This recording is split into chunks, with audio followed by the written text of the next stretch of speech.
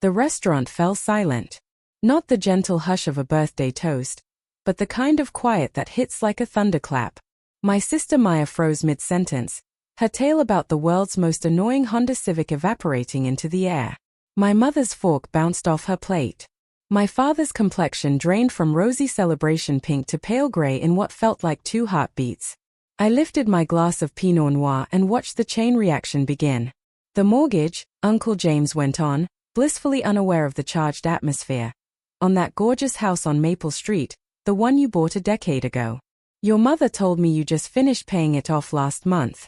Truly impressive. My mother's eyes darted between me, my father, and Uncle James, searching for a lifeline.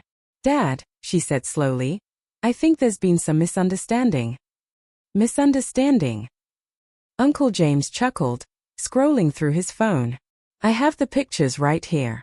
Blue shutters, remember? You called it a milestone for the family. I set my wine down with careful precision. Actually, Uncle James is correct. I cleared the mortgage on March 15th, a full month ahead of schedule. Saved $3,200 in interest, too. Maya was the first to speak again. What house? You live in that apartment on 4th Street. No, I said evenly. You think I live there? I've owned the house at 847 Maple Street since 2015. My father's hand shook as he reached for his water. That can't be. We would have known. Wouldn't we? I held his gaze.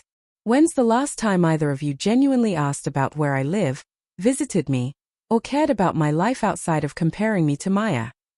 The table went quiet once more. Around us, the clatter of forks and chatter of other diners carried on, oblivious to the family meltdown at table 12. My mother recovered first, plastering on a smile. Sweetheart, there must be some mistake. You can't own a house. You work at that nonprofit. What? $30,000 a year.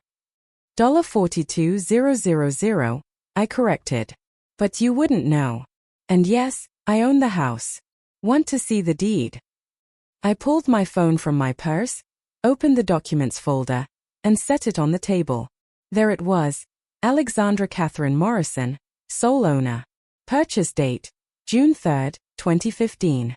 Original mortgage, $330,000. Current balance, $0. Uncle James grinned. See? I told you she's doing great. The property has appreciated too, right Alex?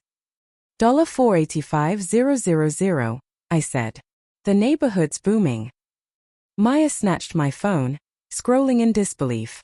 This isn't possible. Where did you get $330,000? Did you take out loans? Go into debt? I took it back. I put down $150,000, financed the rest, and paid it off over 10 years with my salary, bonuses, and investments. No loans, no theft, just planning and discipline. My father's voice cracked. $150,000 for a down payment? Where? Grandma Morrison's trust fund, I said. The one I inherited at 25. Remember? You said I'd probably waste it on nonsense. My mother's face flushed. That money was for emergencies. Buying a house is an emergency-proof investment, I said lightly. Grandma agreed. She wanted me to build something real, not just chase appearances. Her chest tightened. She'd spent her inheritance in less than 2 years, kitchen remodels, European vacations, a Mercedes she traded. Maya finally asked, voice trembling. Why didn't you tell us? Why keep something like this secret? I rested my hands calmly on the table, letting the silence answer. I didn't tell you because I already knew how it would go. You would have twisted it to be about yourself, asked for money, or lectured me about making a mistake. So I stayed silent. That's not fair, my mother said, voice tight. We're your family. Are you? The words hung in the air. Family knows where each other lives. Family asks about each other's lives.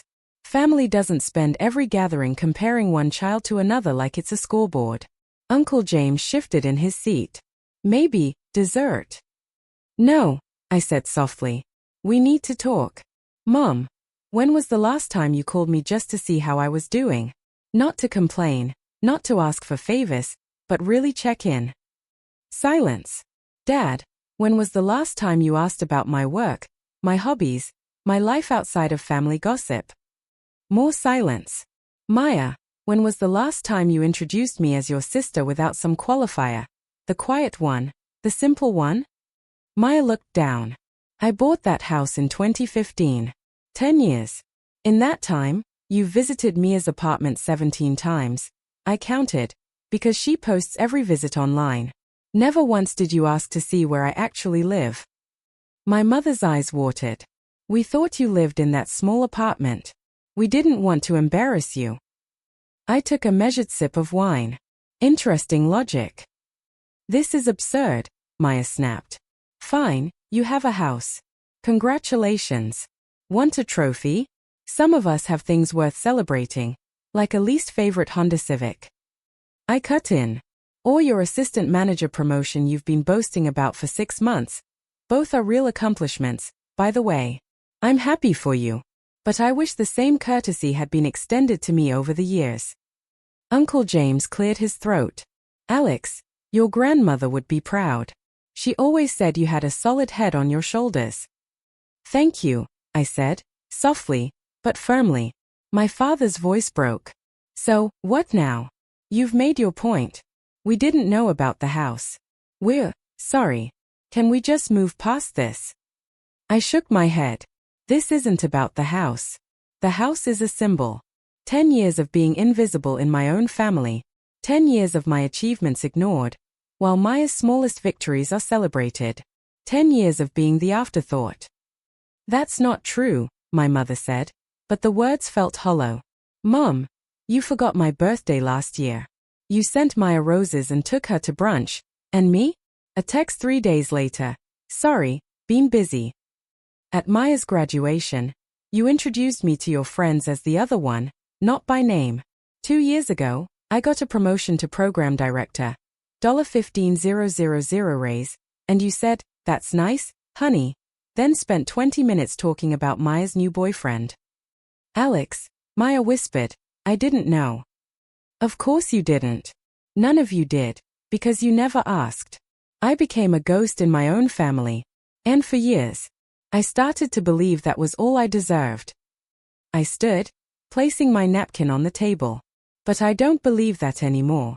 I built a life you know nothing about, friends you've never met, hobbies you've never asked about, achievements you've never celebrated. And I did it all without your validation, your approval, or your support. Where are you going? My mother asked, panic creeping into her voice. Home. To my house. The one I own. The one you never knew existed.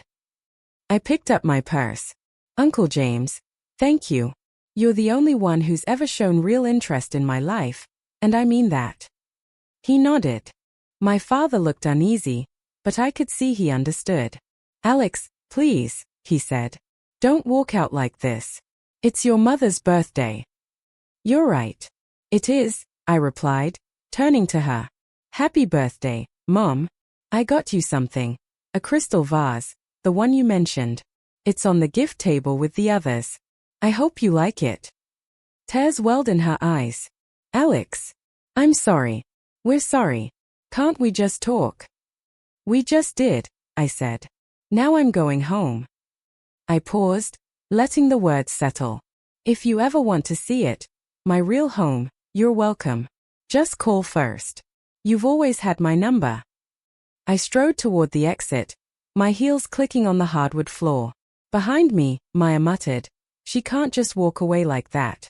Who does she think she is? Uncle James's voice carried clearly across the room. Someone who finally realized she doesn't need your approval to exist. The valet brought my car, a fully paid-off 2019 Toyota Camry, dependable and practical, just like the life I'd built. I drove home through familiar streets, pulling into the driveway of 847 Maple Street as the sun dipped behind the blue shutters. My house, my refuge, was a testament to years of independence. Inside, warm earth tones, cozy furniture, and photos told the story of my life. Hiking with my book club, volunteering at the animal shelter, celebrating with friends at my mortgage payoff party last month. A life rich and full, invisible to the family who had always overlooked me. My phone buzzed. Maya, you're overreacting. Come back. My mother. Please, let's fix this. No message from my father. I set the phone down and poured another glass of wine. Tonight, I'd toast the life I'd built on my own. Tomorrow, I'd decide if I wanted to repair any bridges. 2 months later, I hosted a housewarming. My friends, the ones who had moved me in 10 years ago, celebrated every milestone, and truly knew my life, were there. Uncle James came too, carrying his legendary potato salad and a proud smile. My parents weren't invited. Neither was Maya. They'd called a few times since the birthday, circling back to how embarrassed they were, how I should apologize, how families shouldn't keep secrets. They never seemed to grasp the biggest secret. I had been invisible to them for years. On the back deck, watching my friends laugh across the yard I had landscaped myself, Uncle James appeared beside me. You good? He asked. Yeah, I said, genuinely. I really am. Your grandmother would be proud. Not just of this house, but of you standing up for yourself. I wish I'd done it sooner. You did it when you were ready. That's what counts. He hesitated, then added, Your mom called me last week, asked me to speak with you. I told her I'd only do it if she was ready to truly listen, not just hear what she wants. And she hung up. He shrugged. But she called back 2 days later. Said she's been reflecting, about the last 10 years, about how invisible you've been. She's not ready yet, but maybe someday. Until then, you keep building this life. It's a good one. He squeezed my shoulder. I looked around at my home, my friends, everything I'd worked for. It really is. The doorbell rang, more friends arriving, more people who truly knew me, celebrating a life I had built brick by brick while no one was watching. I opened the door, leaving behind the family who never saw me and embracing the one I had chosen. Ownership has a name. Mine.